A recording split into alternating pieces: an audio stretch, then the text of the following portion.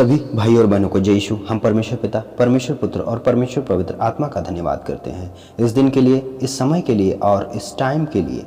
मेरे भाइयों और बहनों, आज हम लोग जानेंगे कि मसीह में कौन छोटा और कौन बड़ा है।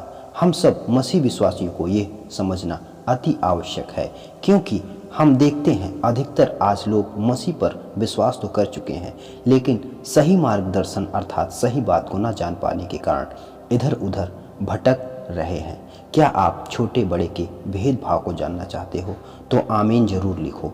अधिकतर लोग इसी कारण परेशान रहते हैं, क्योंकि वो स्वयं से कुछ जानना नहीं चाहते हैं। सभा में गए, पास्टर जो उल्टा सीधा पढ़ाया वो पढ़कर चले आए। पास्टर ने कहा मैं तुम्हारा बाप हूँ, तो अधिकतर लोग अपने शारीरिक पिता और आत्मिक पिता दोनों को छोड़कर पास्टर को अपना बाप बना लिए। मनुष्य इतना स्वार्थी हो चुका है कि अपना स्वार्थ पूरा करने के लिए समय आने पर किसी को भी बाप बना सकता है। हे अंधे और मूर्ख लोगों, पास्टर तुम्हारा बाप नहीं है। तुम्हारे पास 3 या फिर जितनी जरूरत पड़े उतने बाप नहीं है। केवल तुम्हारे पास 2 बाप हैं। पहला तो तुम्हारा आत्मिक पिता और दूसरा शारीरिक पिता है।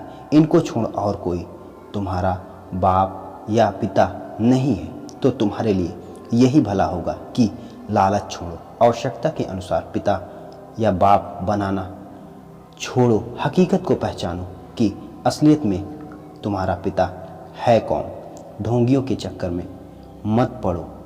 हम वचन पढ़ेंगे। यीशु मसीह ने यूहन्ना 10 उसके 30 पद में कहा, मैं और पिता एक है।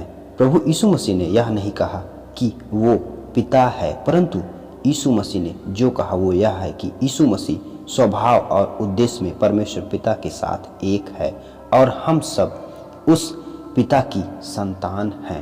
अब बात रही छोटे और बड़े की, तो परमेश्वर के राज्य में ना तो कोई छोटा और ना ही कोई बड़ा है। परमेश्वर ने सबको समान अधिकार दिया है। हम वचन पढ़ेंगे मरकुस अध्याय 16 उसके 17 पद से 18 पद तक। और विश्वास करने वालों में ये चिन्ह होंगे कि वे मेरे नाम से दुष्ट आत्माओं को निकालेंगे, नई नई भाषा बोलेंगे, सांपों को उठा लेंगे, और यदि वे नाशक वस्तु भी पी जाएं तो भी उनकी कुछ हानि ना होगी।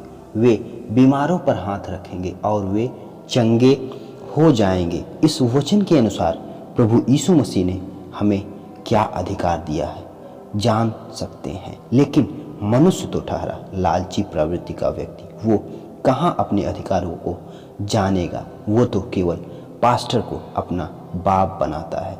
ये नहीं जानते कि जिसे तुम बाप समझ रहे हो वो तुम्हें अंधकार में ले जा रहा है। मरकुस 16 के 18 पद में लिखा है, सांपों को उठा लोगे और प्राण घातक विष भी पी जाओगे तो तुम्हारे इससे कुछ हानि नहीं होगी। ये बात करके आजमाने के लिए नहीं कही गई है। आप जानबूझकर ये सब नहीं करना। जब कोई बात अनजाने में होगी तो परमेश्वर तुम्हें बचाएगा। किसी के कहने पर आप इस वचन का इस्तेमाल मत करना। तो मेरे भाइयों और बहनों, हम अंधकार में न चलें, अपने अधिकारों को जानें।